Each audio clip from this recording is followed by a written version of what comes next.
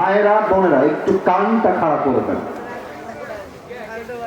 অনেক মেয়েরা স্বামীর সঙ্গে ধোঁকাবাজি করে, বেঈমানি করে, স্বামীর ঘরে এসে পরকিয়া করে দাঁড়ায়। তোমরা এত আস্তে ঠিক বলো কেন? জোরে বলো, কথা আমার ঠিক আছে কিনা বলো। স্বামী থাকে বিদেশে, সারাটা মাস মাথার ঘাম পায়ে ফেলে দেশে টাকা পাঠায়, আর বউটা এত বেঈমান ওই টাকা দিয়ে এমবি ভরে পরপুরুষকে আই লাভ ইউ বলে বেড়ায়।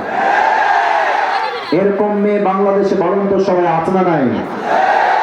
আমি আমার বোনদেরকে উদ্দেশ্য করে একটা কথা বলতে চাই, বিয়ের পরে আপনার বাপও আপন না, বিয়ের পরে আপনার মাও আপন না, বিয়ের পরে আপনার রক্তের ভাইও আপনার আপন না।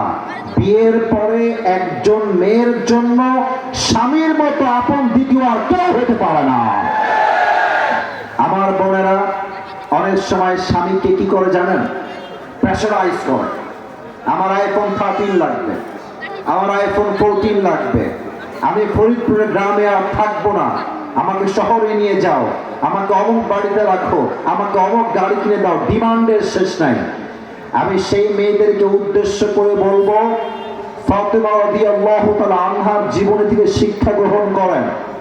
বাসায় অভাব ছিল 3 দিন, ভাত নাই, চাল নাই, ডাল নাই, তবুও ফাতেমা অভিযোগ ছোড়েন নাই, বরং স্বামীর সঙ্গে শুকরিয়ার মাধ্যমে দুনিয়াতে জান্নাতের টিকিটটা কনফার্ম করে ফেলেছেন। সুবহানাল্লাহ।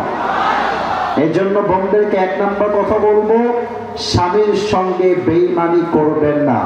মনে রাখবেন, একটু তিতা লাগবে শুনতে, একটু তিতা লাগবে শুনতে, অগ্রিম ডিক্লেয়ার দিলাম, ডিভোর্স হলে পুরুষের কোনো ক্ষতি হয় না, সব ক্ষতি মেয়ের হয়। একটু তিতা আমি জানি, শুনতে তিতা, কারণ কি, একজন নারীর সতীত্বের অনেক দাম আছে যেটা পুরুষের আহামরি দাম নেই। একজন নারীর দেহের অনেক মূল্য আছে যেটা পুরুষের ক্ষেত্রে আহামরি সমাজ দেখতে চায় না। একজন মেয়ের যখন ডিভোর্সের দাগ লেগে যায়, পুরো সমাজের চোখে সেই মেয়েটা একদম ছোট হয়ে যায়, ঠিক কিনা বলে?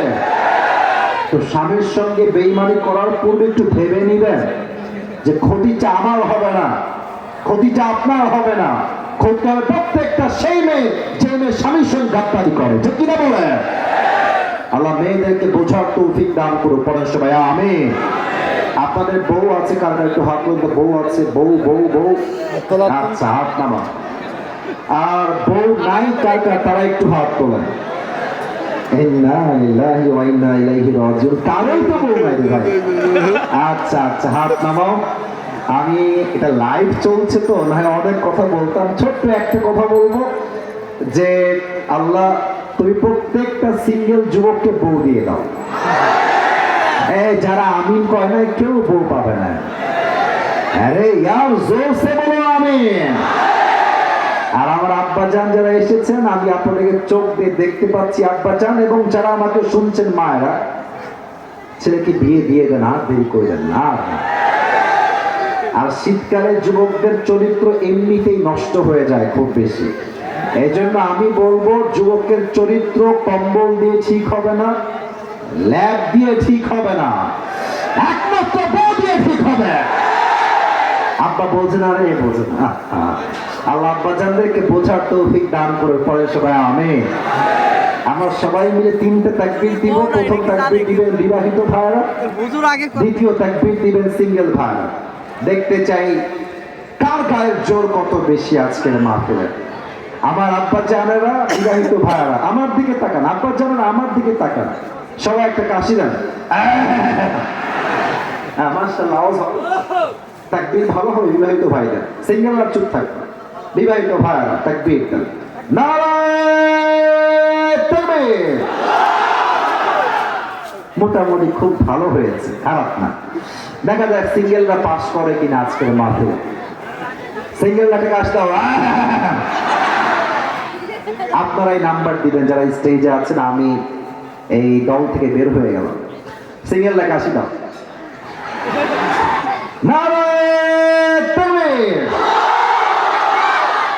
মুরব্বী আব্বাজান তাকবীর দিয়েছে। বউ নাই, আব্বাজানের বউ নাই মনে হয়। যাই হোক, যা হওয়ার হয়ে গেছে। যাই হোক, আজকের মাহফিলে আমার ব্যক্তিগত মতামত হচ্ছে বিবাহিতরা ফেল করেছে, সিঙ্গেলরা জিতে গিয়েছে।